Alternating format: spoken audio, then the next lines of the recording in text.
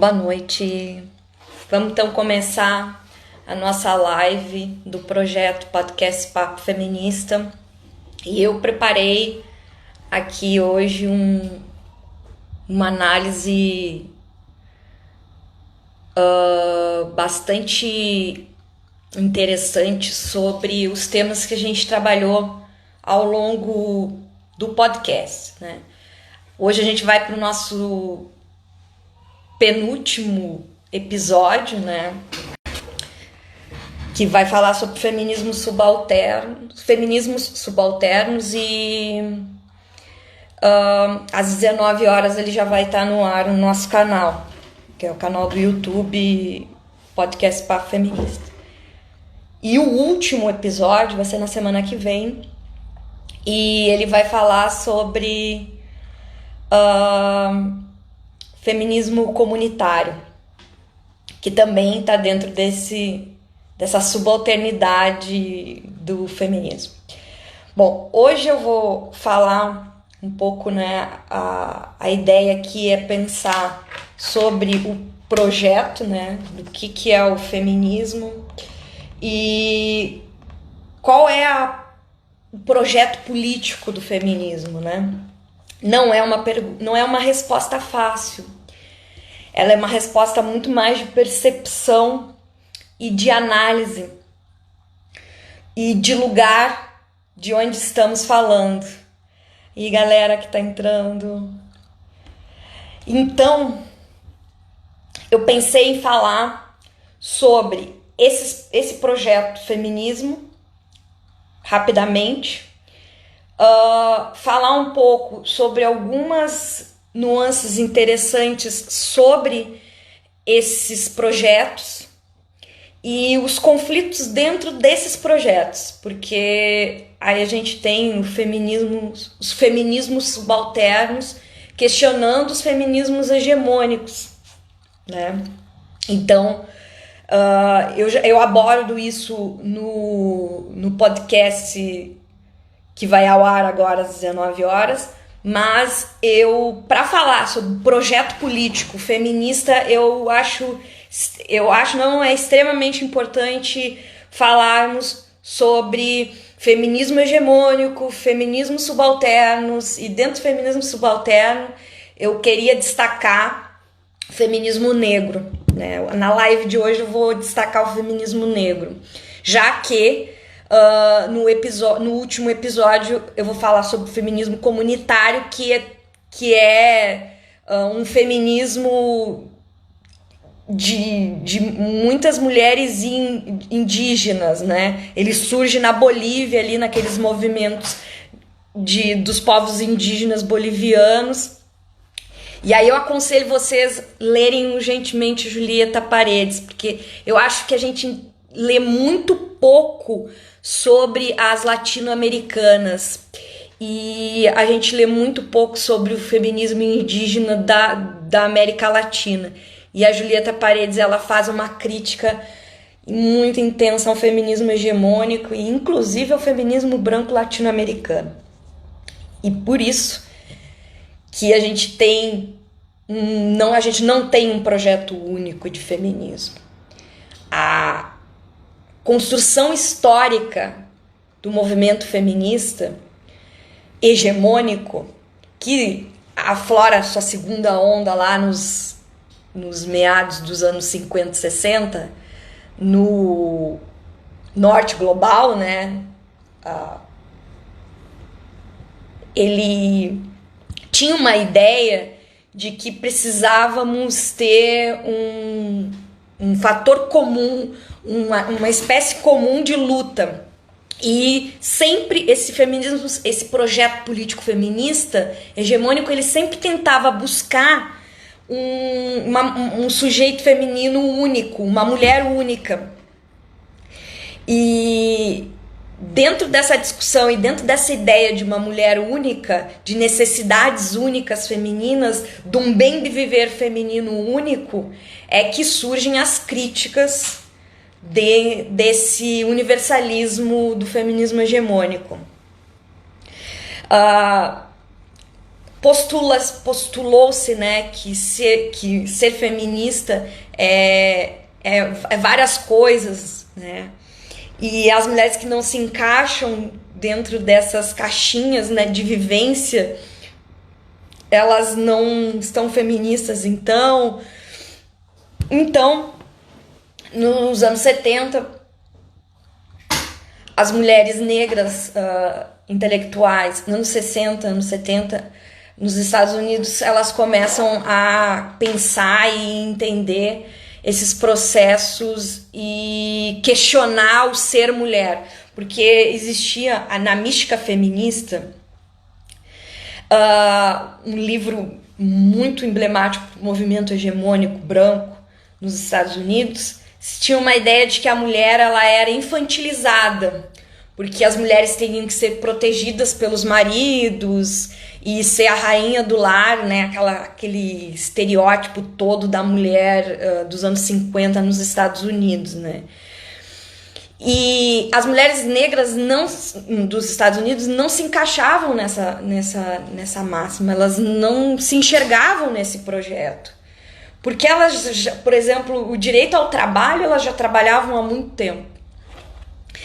E elas não eram infantilizadas, elas eram objetizadas, elas eram objetos.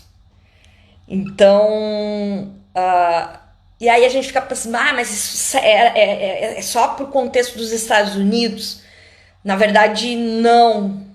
E o feminismo negro brasileiro, ele faz com que a gente perceba que no contexto brasileiro, o combate ao racismo também é extremamente importante, e além disso, as mulheres negras brasileiras sofrem esse tipo de processo de objetização dos corpos. Então, lá no final dos anos 70, início dos anos 80, quando o feminismo brasileiro estava lutando pela redemocratização do Brasil, o movimento negro e as mulheres negras estavam se colocando no seu lugar, no lugar de fala, e dizendo que elas precisavam desse lugar e elas iam buscar esse lugar. E assim acontece essas discussões. E eu destaco uma discussão que a Djamila Ribeiro faz, é uma discussão recente, né? É um tema polêmico, sobre as relações interraciais, casamentos entre homens negros e mulheres brancas, né? E ele é muito polêmico porque existe dois processos. É óbvio que existe o amor, e que o amor a gente não escolhe gênero e muito menos etnia. Então é complicado, segundo Djamila, e essa reportagem, só para deixar aqui para vocês, ela foi publicada pela TV Boitempo em 2016, tá? Então, é um canal do YouTube, TV Boitempo, da editora Boitempo, inclusive, e que a Djamila tá falando ali, fazendo alusão essa questão dos casamentos interraciais. Então, polêmico este debate. O pessoal tá me dando oi, um beijo, obrigado pelo carinho, e vamos seguir aqui, galera. Mas vamos à ideia aqui dos casamentos interraciais.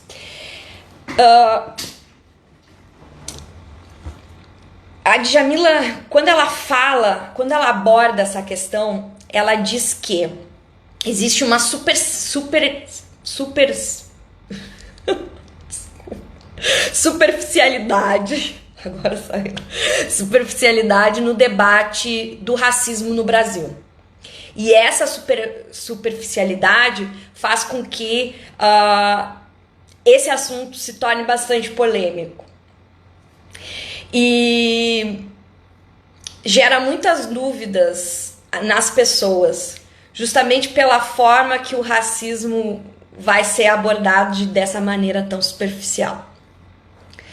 Então, com a objetização do corpo da mulher negra, esse sujeito negro, né, segundo Djamila, ela é desumanizada historicamente. Isso também está muito presente no debate do feminismo comunitário indígena, que a Julieta Paredes fala para nós, que é a ideia da busca do bem viver.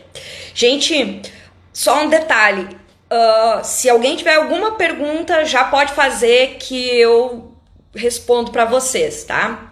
Mas vamos voltar aqui a Djamila e o casamento interracial. E aí, especificamente, a Djamila tá falando sobre casamentos de mulheres brancas com homens negros, certo? Então, a mulher negra no Brasil, ela é sexualizada, ela também sofre muita objetivação, e isso vem desde o período colonial, claro, pois é importante lembrar que fomos o último país no mundo a abolir a escravidão de negras e negros no Brasil.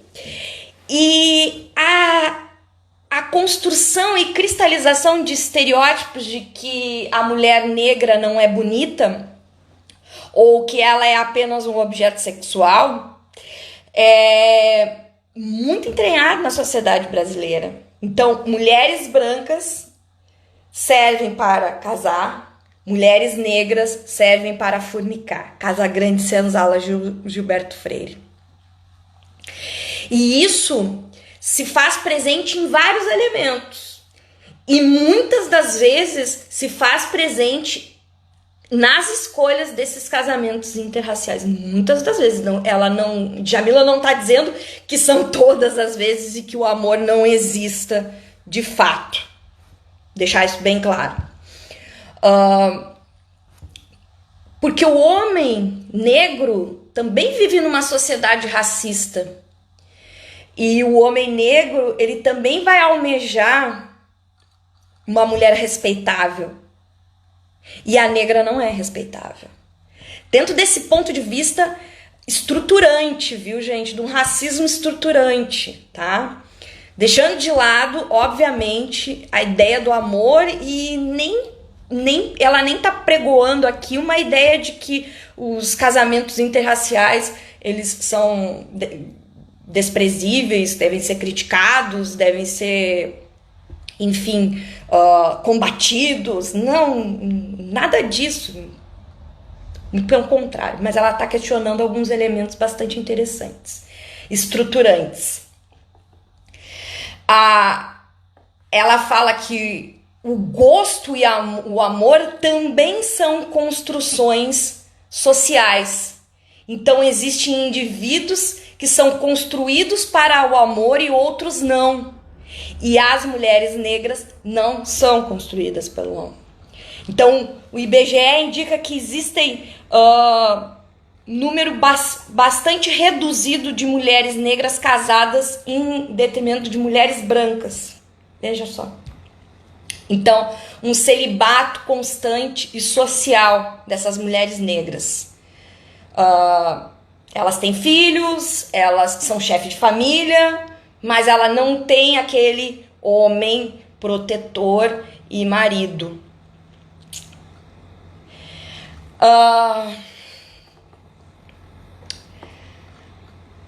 Ela deixa claro que muitas mulheres negras rejeitam esse casamento interracial porque se sentem rejeitadas como fruto de um racismo estrutural.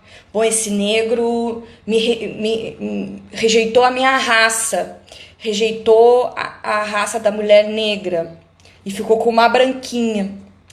É muito complexo, é muito complicado esse cenário, e esse cenário ele é muito complicado porque a discussão do racismo no Brasil ele é muito superficial. Inclusive, vou fazer autocrítica que o livro do Luiz Felipe Miguel, que é a base do nosso podcast, muito pouco fala sobre racismo. Então, como ele é a base dos podcasts, a gente abordou muito pouco essa questão. Por mais que en passant tenha se falado, né, de algumas questões. Então, a filósofa, né, a Djamila Ribeiro, ela vai fazer duas diferenciações, né, sobre o preconceito e o racismo. O preconceito não passa pelo crivo da razão, é tipo, eu não vou com a cara daquela Camila, aquela professora de sociologia é chata, eu não vou com a cara dela. Isso, sem conhecer, por exemplo, é um preconceito, certo? Não vou com a cara dela porque ela é feminista, isso é um preconceito. E o racismo é um sistema de opressão que nega direitos à população negra. Então ele é racional e ele é constante. Então ela diferencia esse debate e só os filósofos têm essas clarezas de diferenciação dos debates que depois que eles colocam tanto faz sentido para nós. Então a mulher branca com um homem negro, no máximo, pode ver um olhar de reprovação de uma mulher negra. Agora, uma mulher negra pode ter seus filhos assassinados, ser parada pela polícia ou ter menos oportunidades do que os brancos. Então, ela termina esse... Eu acho que é uma entrevista de 10 minutos, me parece. Ela termina com essa reflexão.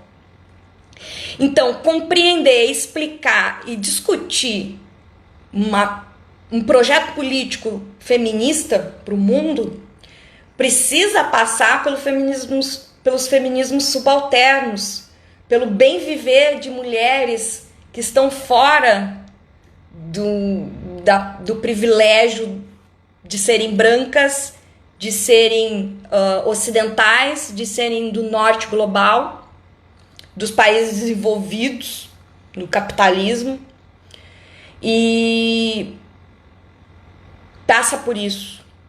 Então, na minha concepção, uma das soluções para a gente pensar esse projeto político feminista é combater o racismo. Mas isso não é uma discussão do movimento negro ou das feministas negras? Aí que tá o problema. Se a gente ficar separando nesse sentido, como já aconteceu muito, a gente não vai avançar. Porque as opressões são diferentes para as mulheres. Então, destacando aqui, né, o que seria dos feminismos subalternos que eu falo aqui na live e que eu vou depois discutir no episódio, né? São feminismos não brancos, não ocidentais, do terceiro mundo, latino-americanos, não modernos, muitas vezes são religiosos, como o feminismo islâmico. Eles trabalham com uma dimensão local e particular, mas não quer dizer que eles não estejam pensando problemas globais que atingem a eles, como o colonialismo, o capitalismo, né, e a modernidade colonial. E são compostos por mulheres negras, mestiças, indígenas, chicanas, ou seja, é um feminismo que não é o feminismo branco. Só que é importante a gente destacar que existem várias matizes do próprio feminismo não branco, porque o bem viver ele está ligado ao processo de vivência do lugar onde que está falando. Então, se o projeto político feminista é a busca do bem viver das mulheres, ele precisa falar dos lugares locais dessas mulheres. E as chicanas, por exemplo, sofrem preconceitos que as mulheres lésbicas não sofrem, que as negras sofrem por exemplo. Então, assim sucessivamente, o lugar de fala de cada um. Dentro do próprio feminismo negro existem várias vivências. A mulher negra urbana, universitária, não é a mesma, não tem as mesmas demandas que a mulher quilombola, rural. Mas não quer dizer que elas não sejam solidárias. A solidariedade faz parte, a sororidade, né, bem dizendo, que é tão difícil de ser construída, muito difícil de ser construída. E essa sororidade, ela perpassa por esse ouvir, por esse escutar as diferentes vivências. E dessa forma que a gente vai conseguir construir talvez um projeto político feminista, de fato. Então, construir um projeto feminista de fato, falando no século XXI, é combater o racismo, é descolonizar o feminismo hegemônico, é elencar vários elementos periféricos dentro desse feminismo. É combater a ideia de que ser feminista é ser universitária, intelectual, sem filhos e com uma vida econômica autônoma. Isso é a busca do bem viver que é importante. Então, nós nunca vamos ter as mesmas vivências. É um erro pensar nessa universalidade das vivências das mulheres. Mas a sororidade está aí para isso, para construir elos entre os diversos feminismos. E o feminismo hegemônico, ele tem de botar na pauta o combate ao colonialismo e ao racismo. E anticapitalismo, óbvio, né? Porque o feminismo liberal é um elemento muito complicado. Se eu vejo só a ideia da representatividade, né, que foi muito pregoada nos anos 80, ela não resolve os problemas estruturais das mulheres. Então, não resolve o problema do bem viver. Não resolvendo o problema do bem viver, me parece que esse podcast também, essa reflexão foi feita, né?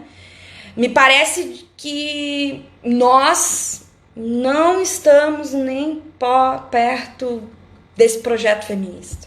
O projeto feminista passa por esse bem viver. Esse bem viver de tantas mulheres diferentes, de tantas vivências diferentes. Agora eu queria recapitular com vocês algumas coisas que a gente discutiu.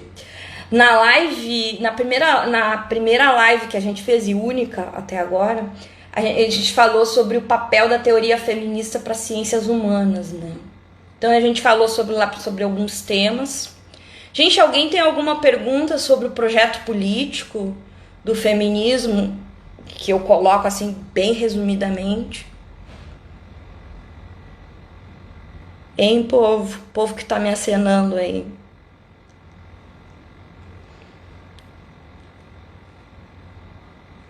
O que é esse bem viver, né? Essas questões. Bom, então vamos dar sequência aqui, né? Bom, e aí o papel do movimento do feminismo enquanto teoria, né, para as ciências humanas, né, o feminismo enquanto perspectiva político e científica explica o caráter social dos sujeitos, das relações de gênero, de classe e étnicas. Aquela história, né, interseccional, feminismo interseccional. Ao contrário de outras teorias universalizantes. Então, o pensamento feminista, eu abordei um pouco sobre isso, né, naquela live, apresentam uma crítica aos conceitos de identidade, denunciam uma racionalidade que opera num campo masculino. O feminismo se encontra dentro de uma perspectiva nova, de questionamento, questionadora, e que busca compreender a hermenêutica do cotidiano em suas pesquisas. Aí a gente vai para o nosso primeiro episódio inicial. O episódio inicial do podcast, né, eu debati um pouco sobre as vertentes do feminismo liberal, anarquista, marxista, em relação à epistemologia feminista, destacando já lá naquele episódio o feminismo decolonial, a ideia de luta contra o racismo e a ideia de luta contra o colonialismo moderno, né? E cabe destacar, né, que essas vertentes, elas não são excludentes umas das outras. Elas observam, novamente dizendo, o lugar de enxergar o mundo. Então, não existe antagonismo dentro das vertentes, sim complementação. Quer dizer, não deveria existir. Tá? Mas os episódios do podcast, vocês perceberam que existe um pouco e que isso tem que mudar, né? O segundo episódio eu trabalhei com o sentido de gênero e espaço público e privado. E aí essa discussão do espaço público e privado é uma coisa para a mulher branca. Para a mulher não branca é outra bem diferente. O corpo da mulher não branca, da mulher negra, da mulher indígena, ele é público, mas no sentido negativo. As indígenas, quando ocorreu as invasões europeias nas Américas, o primeiro território a ser conquistado foi o corpo das indígenas. Mas, nesse episódio, nós falamos um pouco sobre a perspectiva branca, né, do público e do privado. A construção do feminino, das experiências de agressão, as explorações agudas das relações de trabalho, e que se intensificam no corpo não branco, ou o corpo da mulher, ou o corpo da negra serve somente para o deleite, para o sexo, para o prazer, ou para o cuidado, né? Então, dentro dessa temática. No terceiro episódio, a gente falou sobre identidade, diferença, igualdade e a diferença, gerando um grande debate na crítica feminista. Para construir um projeto político feminista, a gente tem que entender e a gente tem que compreender esses processos da diferença, da igualdade. Então, Luiz Felipe Miguel aqui, ele falou de vários elementos, né, como bandeiras fundamentais. As primeiras manifestações já reivindicavam o acesso à liberdade de iguais entre os homens. Só que as primeiras manifestações do feminismo não estavam escutando as feministas do terceiro mundo, as subalternas, o feminismo subalterno. E eu me lembro que, e não é uma crítica, de que na academia eu observava as meninas que estavam ali discutindo, né, que estavam produzindo sobre feminismo, quando eu fazia parte da academia, quando eu era estudante e tal. E elas tinham uma trajetória muito semelhante. E eu não tinha essa trajetória. Eu até tentei ter, me esforcei para ter, mas porque eu acreditava que existia, né, uma agenda única do ser feminista. Sim, a gente passa por essa ingenuidade intelectual, teórica. Isso é natural acontecer, até porque se tem pouca leitura, se tem pouco conhecimento, está se conhecendo. E eu passei por isso. Então eu tentava me encaixar com a vivência daquelas meninas e eu não me encaixava. Porque eu era periférica, porque eu não tinha a mesma idade que elas. E eu era branca. Aí eu fico pensando na vivência das mulheres negras. Pensando não, convivendo com várias mulheres negras na universidade, eu pensava dentro desses processos. Porque eu também tive uma vivência que compartilhava da vivência das mulheres negras. Pela questão de compartilhar uma subalternidade de posição, né?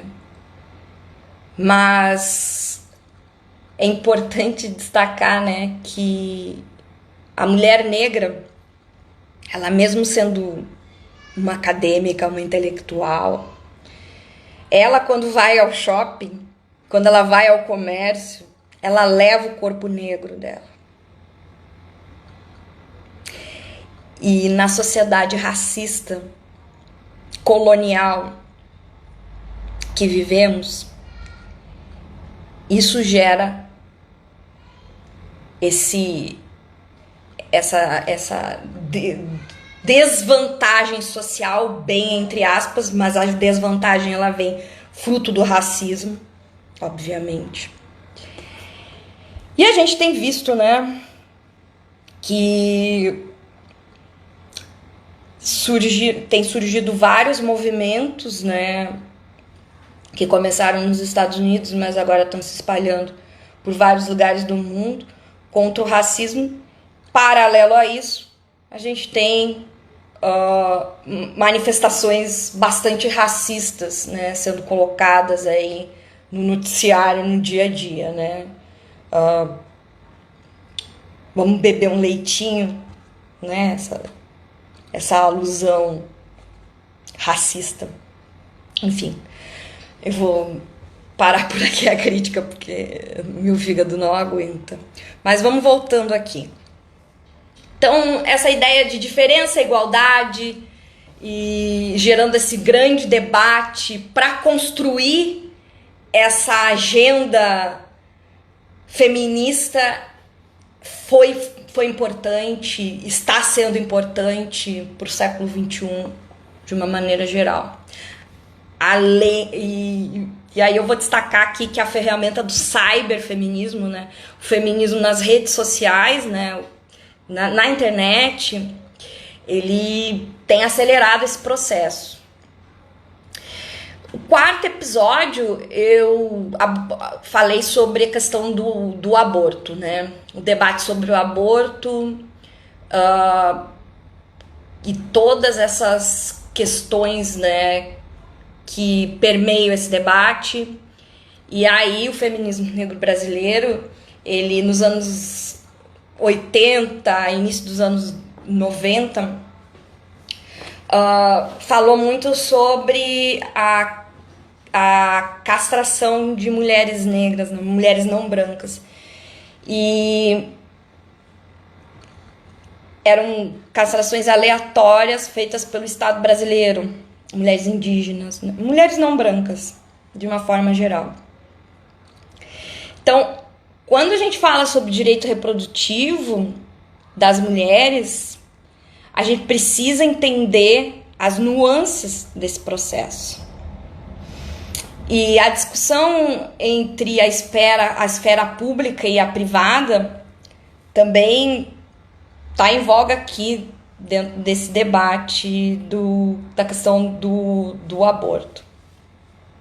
No Brasil, todos os casos de aborto, com exceção dos previstos na lei, como gravidez de resultados de estupro, e aí tem que passar por 10.500.000 provas de que aquilo era estupro, e aí tem que ser consultado vários médicos, muitos se recusam a fazer, e quando o procedimento é feito, a gestação já está bem avançada, e é um risco para a vida da mulher, para a vida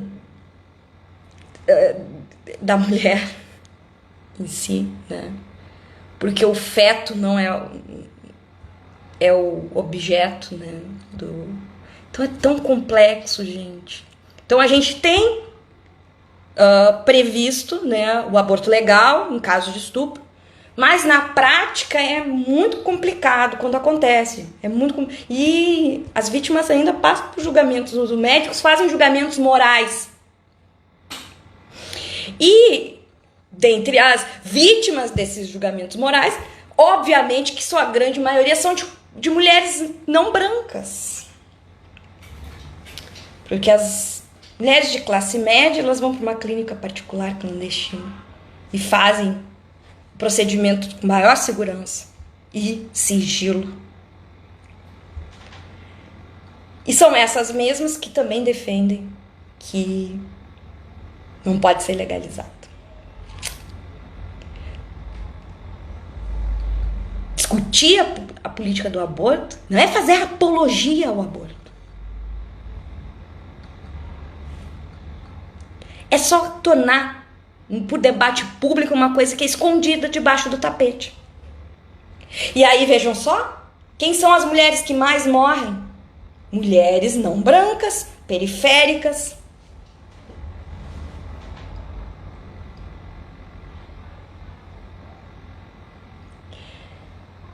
Então, como que a gente não vai combater o racismo dentro desse processo de construção?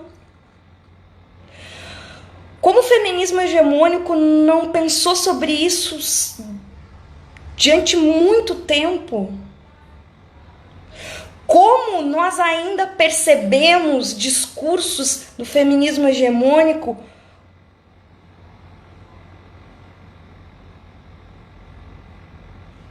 que ainda alimentam aquela ideia do homem negro estuprador, que a Angela Davis fala.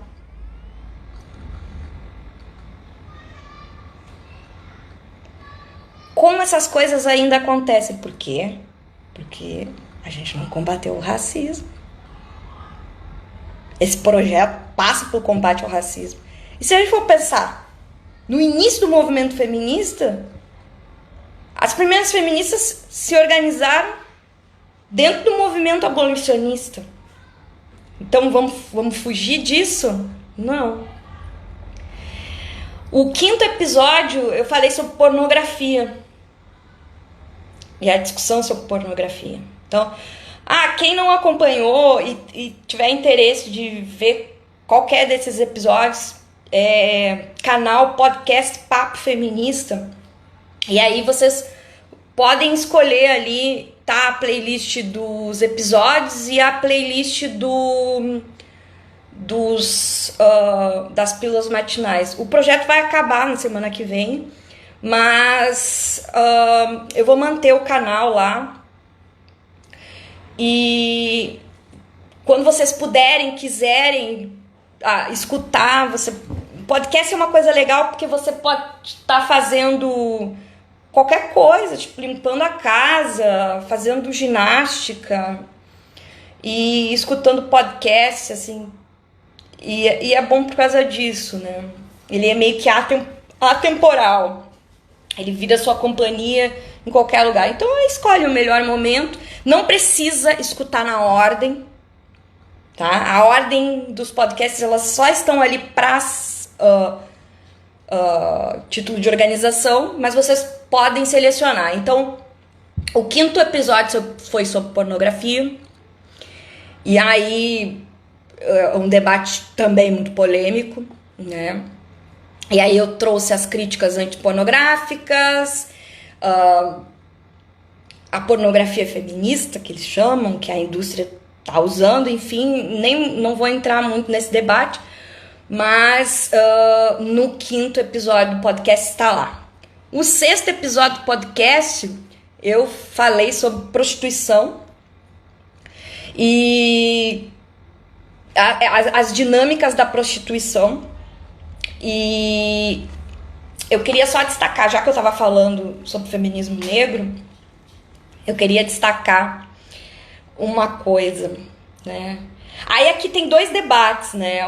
O debate ultraliberal, aquele que defende aquela questão, né? Que bom, sou garota de programa porque eu quero. Se eu não quisesse, eu seria outra coisa, faria outra coisa. E aquela ideia de que, bom, eu não tive oportunidades enfim, comercializo serviços sexuais, né? Ganho a vida como garota de programa. E aí, me lembrei aqui, eu tava olhando esses dias o filme, eu não tinha olhado, do Malcolm X, né? É um filme de 92 que conta a história do Malcolm X. E dentre os discursos que ele fazia, ele falava sobre isso, né? Da prostituição das mulheres negras. E sempre se dizia, né, de uma degradação de valores, lembrando, né, que o Malcolm X era muçulmano, né? A degradação de valores, né, da comunidade negra, que colocavam as mulheres negras como objetos sexuais, né, à venda.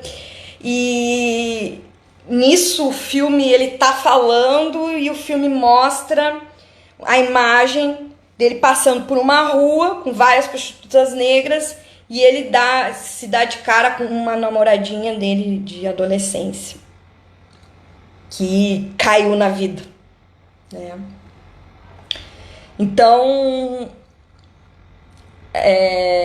essa falta de oportunidades dentro desse processo da prostituição, né, também tem que ser levado em consideração, mas eu também falo sobre essa ideia da figura da garota de programa, de classe média, que opta pelo comércio do sexo, baseado em cálculos econômicos racionais, tão presentes nos produtos da indústria cultural. Bruna Surfistinha parece corresponder a uma parcela irrisória da prostituição real, né? Então, a grande maioria das prostitutas não tem escolha. O 7º episódio, então, eu falo, né, sobre a política e as nuances, né? É o que a gente tá falando hoje, mas eu falo de forma diferente, falo coisas diferentes.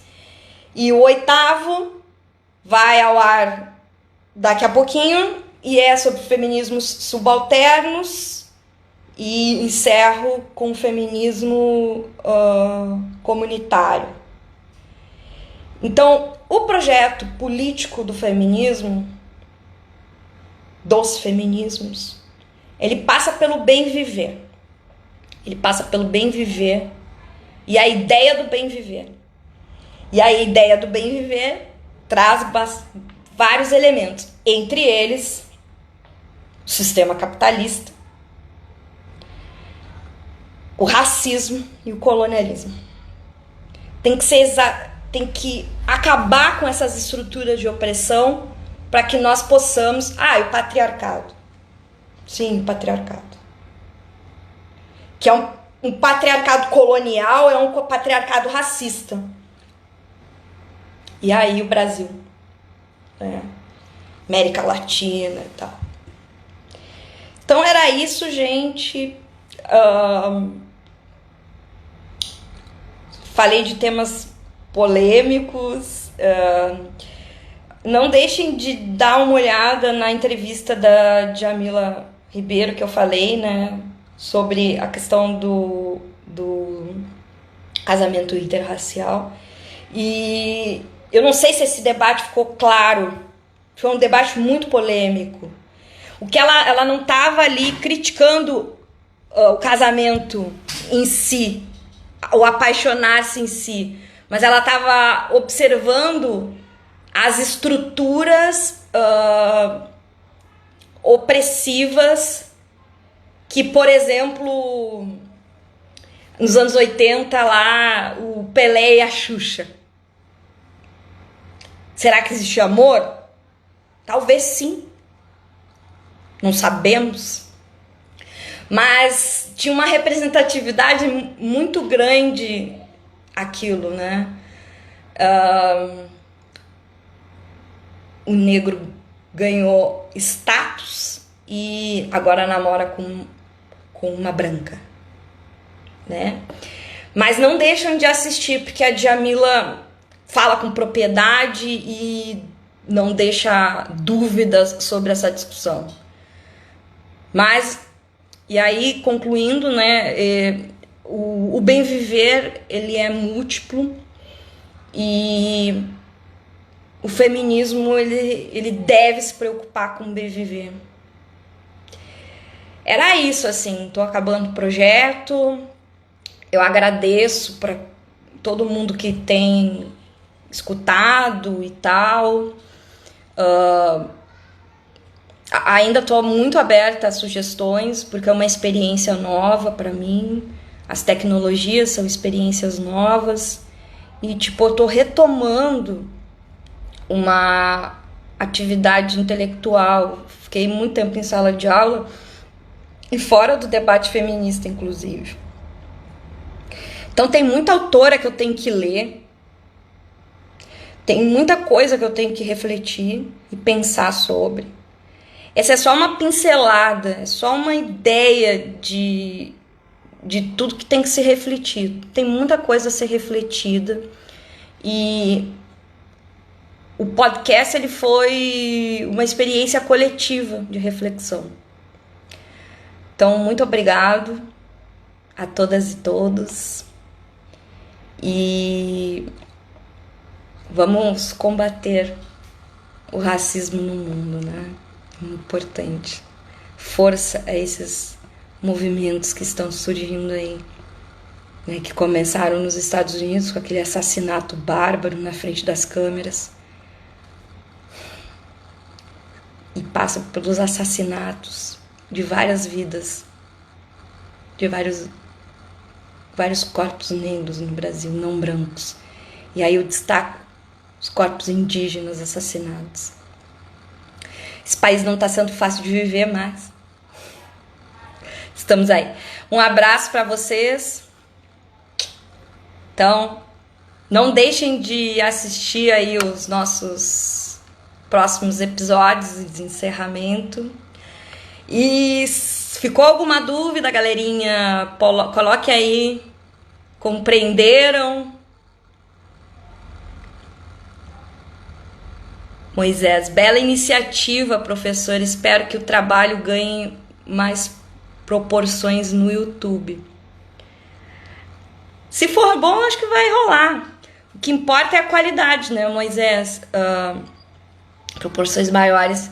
Às vezes ganha muita proporção, mas não ganha muito em qualidade e tal. E eu não estou muito preocupada com isso. Eu quero que quem tiver a fim de escutar, que escute, né? Quem tiver a fim de ver e tal, que veja, né? Eu acho podcast uma coisa muito legal. E me incomoda que, assim, os podcasts mais escutados, eles foram produzidos no Sudeste, né? Não tem podcast que eu saiba com muito sucesso nacional, assim, produzido no Nordeste. Então a gente está produzindo aqui na periferia do Brasil, já que a gente está falando de feminismos subalternos, periféricos, são várias nomenclaturas, né, que a gente pode encontrar na literatura. Mais alguma questão, gente, que tenha ficado?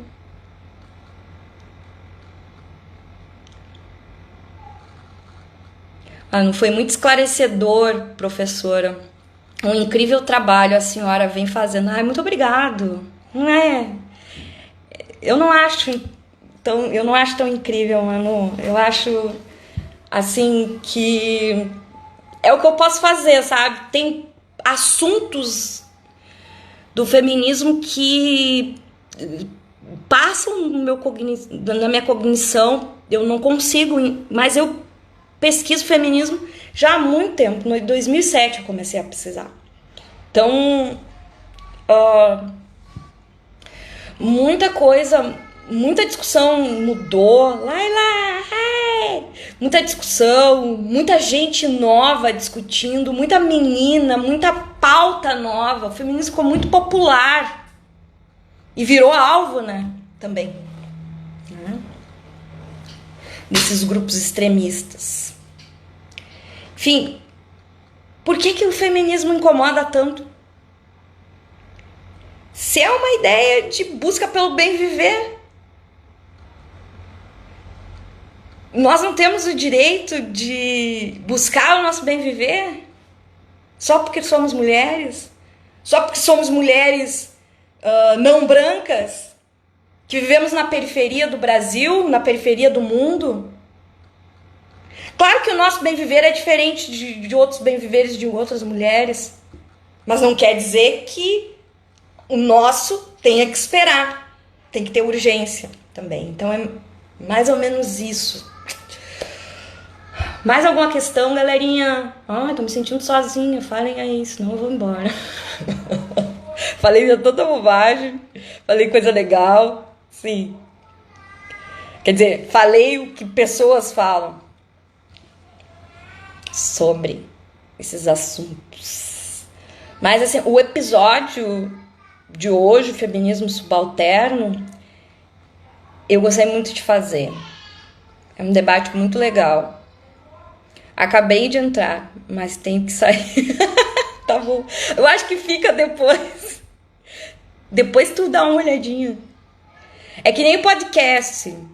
Vai ver lá quando quiser. Claro que tem algumas formalidades, né, galera? Que até eu queria falar com vocês sobre certificados, né? Vão ser emitidos certificados, certificações. Beijo, Lailita. Mas aí tem algumas exigências ali que eu até coloquei no grupo, né, do nosso podcast. Mas é só pro certificado, galera. A gente sabe, para a formação de vocês lá, para contar de horas lá, tem que passar por esses crivos, né? Formais, enfim. Mas a proposta é ele tá lá, aberto. Então era isso, galerinha. Beijo. Um abraço a todas e todos. Eu já falei, tô falando de novo. Tchauzinho. Tchau. Não deixem de escutar os nossos 2 últimos podcasts. Tchau. Fiquem em casa, se cuidando, porque a coisa não tá fácil. E sim, o coronavírus é perigoso. Se cuidem. Fiquem em casa. Não saiam de casa. Beijo, beijo. Tchau, pessoal de Lages. Tchau, pessoal de Caicó. Tchau, galera.